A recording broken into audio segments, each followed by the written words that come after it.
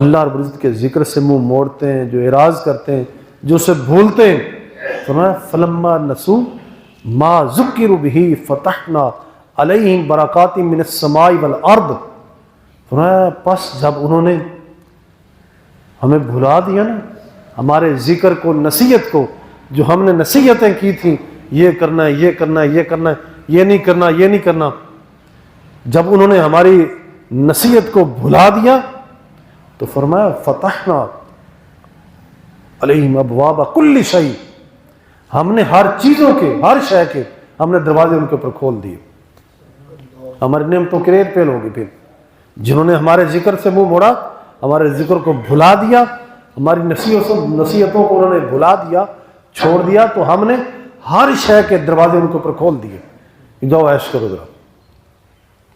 پھر جب وہ بکھرنے لگے، اکڑنے لگے اور ساری نعمتوں میں وہ پھر مصروف ہو گئے، تو پھر فرمایا ہم نے اچانک انہیں پکڑ لیا، پھر ہم نے اچانک انہیں پکڑ لیا اور وہ اوندے منہ جو ہیں وہ پڑے رہ گئے۔ تو اس لیے ہمیں چاہیے کہ اس کے ذکر سے غفلت نہ ہو، سستی نہ ہو، رخ کو بدلا نہ جائے، رخ کو پھیرا نہ جائے۔ اور کیسے بندے ہیں، اس کی مخلوق ہیں، اس کے بندے ہیں، اس کے ہاتھوں سے بنے ہوئے ہیں، اور سب سے زیادہ حق اسی کا ہے۔ واللہ ورسولہ احق ان یرضوہ، فرمایا اللہ اس کا رسول سب سے زیادہ حقدار ہیں کہ انہیں راضی کیا جائے۔ جب وہ ہمارا سب سے زیادہ حقدار ہے، جب اسے راضی رکھنا ہے، تو پھر ہم کون ہوتے ہیں؟ مخلوق ہو کے، غلام ہو کے۔ یہ یاد رکھیں، یہ میں قرآن مجید برہان رشید کے آیتوں کے لفظوں کے مفہوم میں آپ کے سامنے رکھ رہا ہوں، میں قرآن پاک سے باہر نہیں جا رہا۔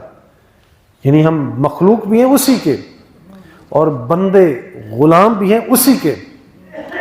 بندہ بھی اور غلام، یہ دونوں لفظ قرآن مجید میں آئے، یہ دونوں لفظ، یعنی بندہ عبادت کا معنی، عابد کا معنی بندہ، عبد کا معنی بندہ، عبد بھی غلام بھی۔ ہم عبد بھی اللہ رب العزت کے ہیں، غلام بھی اللہ رب العزت کے، مخلوق بھی اسی کے ہیں۔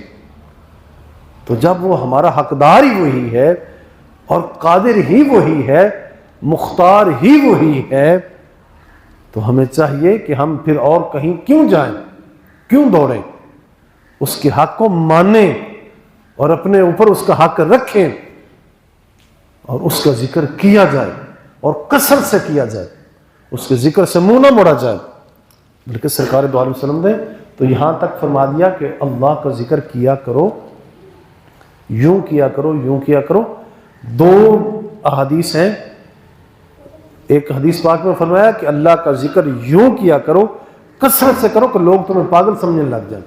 اے بندہ تو انجی پاگل ہو گیا، ذرا انج کرو، ذرا اللہ کا ذکر انج ہو کے کرو ذرا کہ لگے بندہ پاگل ہو گیا۔ ذرا اگر لوگ تمہیں پاگل سمجھے، لوگ تمہیں پاگل بھی کہیں، تو ان کی فکر نہ کر، تو اپنے رب کا ذکر کرتا جا، اپنے رب کا ذکر کرتا جا، سنتا جا۔ لوگوں کے کہنے سے کیا ہے، لوگوں کے کہنے سے کیا ہے، ذرا میرا ذکر یوں کر۔ تو سرکار فرماتے ہیں ایک حدیث پاک میں لوگ تمہیں پاگل سمجھے، دوسری حدیث پاک میں فرمایا کہ لوگ تمہیں ریاکار سمجھے۔ اے بندہ تے میں کیتی بندہ، ذرا اے بندہ ایویں جڑا حال آپ دا بنائی بندہ ہے، یہ تو سانوں وکھیندا پھردا ذرا۔ تو فرمایا وہ اگر کہیں تیری نیت صاف ہونی چاہیے، تو مخلص ہو، تیری زبان پہ بھی، تیری زبان پہ بھی، تیرے دل میں بھی، تیرے عمل پہ بھی جو ہے اللہ کا ذکر ہونا چاہیے، اللہ کا ذکر ہو، اس کا ذکر ہو۔ اور سرکار دو علیہ وسلم فرماتے ہیں ذکر الہی یہ بندوں کے لیے، دلوں کے لیے شفا ہے، یہ دلوں کے لیے شفا ہے۔ تو یہاں تک وعیدیں فرمائی ہیں، سختیاں کی ہیں کہ اس کے ذکر سے باز نہ ہو، اس کے ذکر سے باہر نہ جاؤ، اس کا ذکر ہو۔ یا ایھا الذین آمنوا اذکروا اللہ ذکرا کثیرا، اے ایمان والو اللہ کا ذکر کثرت سے کرو۔ اور اگلے مقام پہ فرمایا کذکرکم او آباؤکم، فرمایا ایسے کرو، اس کا ذکر ایسے کرو، اس شوق سے، انتظار سے، کثرت سے، یوں کرو جیسے اپنے باپ دادوں کا کرتے ہو، او اشد ذکرا، یا اس سے بھی زیادہ۔ عرب کا جو ایک ماحول تھا، ویسے طبی طور پہ یہ ساری، جیسے ہمارے آج کل ہم کچھ عرصہ پہلے تک یہ جیسے دیکھتے تھے، جیسے میر عالم ہمارے بزرگوں کے شجرے بنا کے لاتے تھے، ہم بڑی شوق سے ان کے شجرے سنتے تھے، پیڑیاں سنتے تھے، انہیں انعام سے نوازتے تھے، تو وہ ہمیں سناتے تھے کہ تم فلانے دا فلانا، فلانے دا فلانا، فلانے دا فلانا، فلانے دا، ذرا تو نام سن کے ہم خوش ہوتے تھے۔ اور کئی بار ذرا ایسے لوگ بھی ہیں جنہوں نے بعض مرتبہ اس کے اندر جھوٹ بھی شامل کر دیا، یعنی جڑے بندے ول لان یا بڑیاں بڑیاں پیڑیاں بندے نوں چاہ تو نال لڑا دینا، ذرا تو فلانے دا، تو فلانے دا، چاہ کے نہ لڑا دینا ذرا، حالانکہ ہونا نہیں، بعض دفعہ ایسا بھی ہو جاتا ہے ذرا کہ ان کی نسل سے نہیں ہونا، اس نسب سے نہیں ہونا، اس شجرہ سے نہیں ہونا، لیکن چاہ کے ملا دینا۔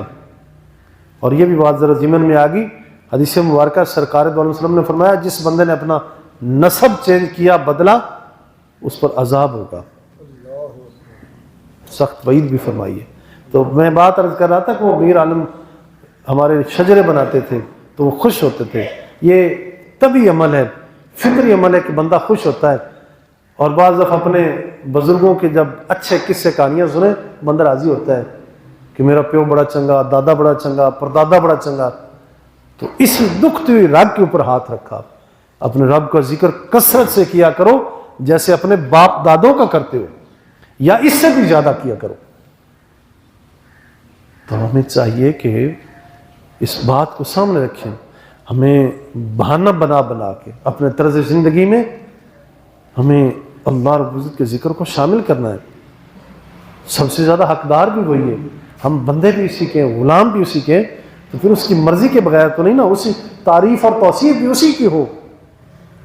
اور یہ بھی یاد رکھیں تعریف و توصیف کے لائق ایک ہی ذات ہے، بس وہ اللہ کی ذات ہے۔ ساری تعریفات اور جتنی توصیفات ہیں، ہر اچھی سے اچھی تعریف توصیف جو ہے وہ صرف اللہ رب العزت کی ہے بس۔ اور ذکر ایک ہی ذکر ہے، یہ بھی ذہن میں رکھیں، قرآن مجید کے اندر اللہ رب العزت کی ذات کے لیے ہی تو بات آئی ہے، ذرا ایک ہی ذات اور ایک ہی اس کا ذکر فرمایا کہ اللہ کا ذکر کرو، کثرت سے کرو ذرا۔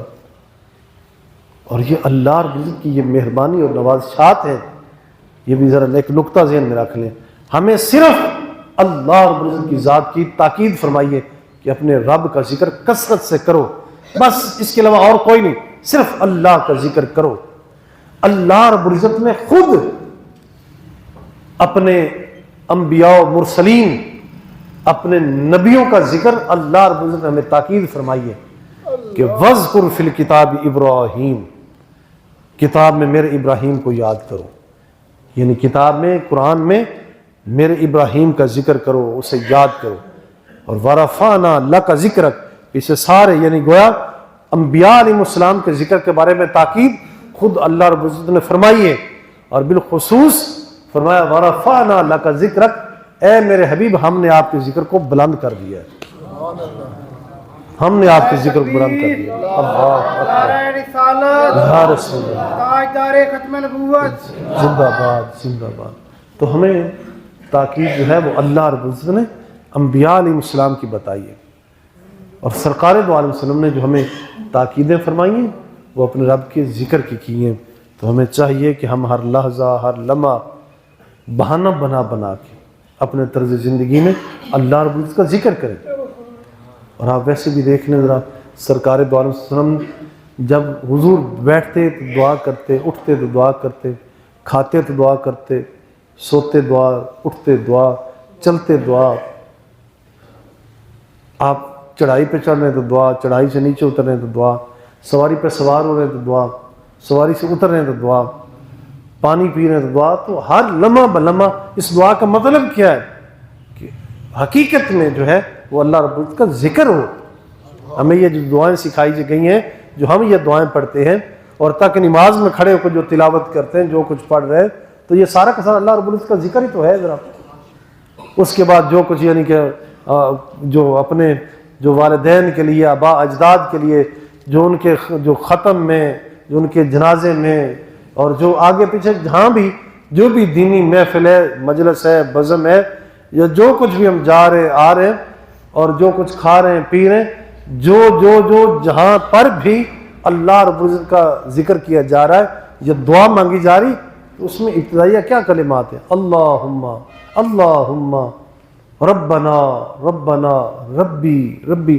تو یہ سارے کے سارے مطلب یہ کہ تم اپنے رب کو پکار رہے ہو تو تب بھی اس کا ذکر ہو رہا ہے، اس کی تعریف کر رہے ہو تب بھی اس کا ذکر ہو رہا ہے، اس کو مان رہے ہو تو تب بھی اس کا ذکر ہو رہا ہے.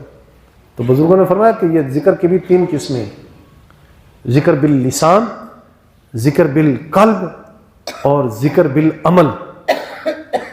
جو تم زبان سے کر رہے ہو، جیسے سرکار دو عالم وسلم نے یہ جو آپ نے تعلیم دی ہے صحابہ رضوان اللہ علیہم اجمعین کو، اور حضور کثرت سے کرتے ہیں یہ کلمات، حضور نے کثرت سے پڑھیں: سبحان اللہ، الحمدللہ، لا الہ الا اللہ، اور اللہ اکبر. یہ 4 کلمات حضور نے کثرت سے پڑھیں، اس کی تعلیم بھی حضور دیتے ہیں ذرا. تو یہ ذکر باللسان جو ہم کر رہے ہیں.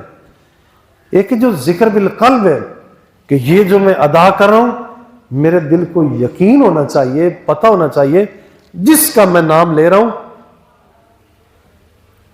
اس سے میری محبت بھی ہونی چاہیے، اس کا ڈر، اس کا خوف، اس کا ادب اور احترام بھی وہ میرے دل میں ہو. جو میں زبان سے ادا کر رہا ہوں جب اسے میں دل سے جانوں گا تو یہ ذکر بالقلب ہے.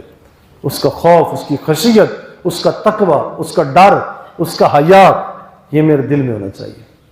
اور تیسرا ذکر بالعمل. تو انہی چیزوں کو میں عملی طور پہ نبھاؤں. میں زکوٰۃ دے رہا ہوں، صدقات دے رہا ہوں، میں حج کر رہا ہوں، میں روزہ رکھ رہا ہوں، نماز پڑھ رہا ہوں، تو یہ جو عمل کر رہا ہوں یہ ذکر بالعمل ہے. تو اس لیے ان تینوں، یہ جو بزرگوں نے اس کی جو پارٹیشن کی ہے، تقسیم کی ہے، اس حوالے سے ہمیں ان تینوں قسموں پر جو ہے وہ ہمیں عمل کرنا چاہیے اور ہمیں مضبوط ہونا چاہیے. تو اس لیے کہ ہم اپنے رب کے بندے ہیں، اور ہمارا جیسے ہم دوسری چیزوں کو وقت دیتے ہیں، ٹائم دیتے ہیں، اور دوسروں کو سمجھتے ہیں کہ یہ اس کا حق ہے، میں اس کو دے رہا ہوں، یہ اس کی چیز اس کو دے رہا ہوں، تو جیسے ہم یہ یہاں تقسیم کر رہے ہیں نا، ایسے بھی ترتیب اگر جائیں گے تو ایسے ہی جیسے یہ تو ہم عارضی طور پہ ایک دوسرے کے ساتھ جو برتاؤ کر رہی ہے تو عارضی برتاؤ ہے. اصل ہمارا حقیقی خالق اور مالک اور ہمارا حقدار جو ہے وہ اللہ رب العزت کی ذات ہے. ہماری رضا و خوشنودی کا بھی وہی حقدار ہے، اور اس کے ساتھ ساتھ ہماری محبتوں کا بھی مستحق جو ہے وہ سب سے زیادہ ہمارا رب ذوالجلال ہے. تو اس لیے ہمیں چاہیے کہ ہر لحظہ ہر لمحہ یہ اس کی محبت اور اس کی رضا کا تقاضا یہ ہے، اس کے حق کا تقاضا یہ ہے کہ ہم اس کا کثرت سے ذکر کریں. تو اس کا ذکر کیا کرو اور اس کے بارے میں فکر اور شکر کیا کرو. اللہ رب العزت ہمیں عمل کرنے کی توفیق عطا فرمائے، اور ذکر کی اعراض سے، جو ذکر سے دوری ہے، اس کی یاد سے دوری ہے، اس کی صفات سے دوری ہے، جو اس کی محبت سے دوری ہے، یہ بہت بڑی کمیونگی ہے اور بہت بڑی یہ لادینیت کا جو ہے سبب ہے. ایسا نہیں ہونا چاہیے کہ اس کے ذکر سے دور ہوں. ہمارے ماحول معاشرے میں جو میں پہلے ذرا عرض کر رہا تھا کہ جو ہمیں نظر آتی ہے نا تشنگی، وہ یہ کہ اس کے ذکر سے منہ موڑتے ہیں ہم، اس کے ذکر سے دوری ہے. یہ کبھی نہیں ہونی چاہیے، کبھی اسے بھولنا نہیں چاہیے. بھولنا تو یہ غافل بندوں کا کام ہے. اور غفلت کے بارے میں جو بزرگوں نے فرمایا، بزرگ فرماتے ہیں کہ بندے کے اندر سب سے بڑا عیب اور پہلا عیب یہ ہوتا ہے جب بندہ اپنے رب کو سے غافل ہوتا ہے. بندہ غافل ہوتا ہے، سست ہوتا ہے، اور غفلت کے بعد پھر بندہ اپنے رب کو بھول جاتا ہے. پہلے غفلت آئی ہے، درمیان میں پردے حائل ہوئے، ہو جائے گا، کر لوں گا، چھوڑو بس. پھر آہستہ آہستہ آہستہ پھر بندے کے اوپر پھر وہ نسیان طاری ہو جاتی ہے. اپنے ماحول میں، معاشرے میں کتنے لوگ نظر آتے ہیں جو کبھی بیچارے 5 نمازوں میں سے کوئی نماز نہیں پڑھ سکتے، جمعہ بھی نہیں پڑھ پاتے، اور حتیٰ کہ کبھی ہو سکتا ہے کہ انہیں ہم کسی سال میں عید بھی پڑھتے ہوئے نہیں دیکھتے. ایسے بیچارے بھی ہیں. تو اتنی سستی اور اتنی غفلت اور ایسی جہالت نہیں ہونی چاہیے. وَمَنْ أَعْرَضَ عَنْ ذِكْرِي فَإِنَّ لَهُ مَعِيشَةً ضَنْكَ، فرمایا جو اللہ رب العزت کے ذکر سے منہ موڑتے ہیں ہم ان کی معیشت کو تنگ کر دیتے ہیں، ان کی معیشت کو۔ آج اس وقت بین الاقوامی سطح تک یہ جراثیم عام ہے۔ آج سب سے بڑی جو فضو والی، جو زبو والی ہے، وہ یہی ہے کہ آج اللہ کے ذکر سے منہ موڑا جا رہا ہے، جس وجہ سے ہماری معیشت تنگ ہے۔ معیشت عیش سے ہے، اور عیش کا لفظ بڑا جامع لفظ ہے، اس کے اندر سکون، لذت، ذہنی، قلبی، یہ سکون جو ہے اور جو آزادی ہے وہ سارا کا سارا اس عیش کے اندر چھپا ہوا ہے۔ اللہ کے ذکر سے ہم نے منہ موڑا ہے، ہماری عیش تنگ کر دی گئی، آج عیش تنگ ہوگی، ایسا ہرگز نہیں ہونا چاہیے۔ فرمایا ومن اعرض عن ذکری فإن له معیشة ضنکا، جو بندے اللہ رب العزت کے ذکر سے منہ موڑتے ہیں فرمایا ان کی معیشت کو تنگ کر دیا جائے گا۔ اور آگے جو اس سے اگلا حصہ ہے نا، فرمایا یوم نحشر جميعا، جو لوگ پھر ایسا کرتے ہیں فرمایا ان کو ہم قیامت والے دن اس حال میں جمع کریں گے، ایسا اکٹھے کریں گے کہ پھر وہ اندھے ہوں گے۔ اور حدیث پاک میں اسی کی جو تفسیر کی گئی ہے، حدیث پاک کا مفہوم ہے کہ وہ لوگ جب جو اللہ کے ذکر سے یہاں دنیا میں منہ موڑ کے رکھتے ہیں نا، ادھر جب اٹھیں گے نا تو وہ اندھے ہوں گے، نبینے ہوں گے، عرض کریں گے مولا ہم تو دنیا میں بینا تھے، دیکھنے والے تھے، یہ کیا ہو گیا ہے، ہمیں نظر نہیں آ رہا۔ فرمایا دنیا میں تم نے ہماری یاد کو بھلایا اور دنیا میں تم ہماری یاد سے اندھے رہے، آج ہم نے تمہیں یہاں اندھا کر دیا۔ اور اسی آج کے اندر بھی یہی مفہوم ہے کہ اس دن ہم انہیں اس حال میں اکٹھا کریں گے کہ وہ اندھے ہوں گے۔ تو ایسا ہرگز نہیں ہونا چاہیے۔ اللہ رب العزت ہمیں اپنے ذکر میں ہمیں مصروف فرمائے، اپنے ذکر سے ہماری زبانوں کو، ہمارے دلوں کو، قلوب و اذہان کو تر فرمائے، اور اس لادینیت کے فتنے سے ہمیں محفوظ فرمائے۔ وآخر دعوانا الحمد للہ رب العالمین وما علینا الا البلاغ۔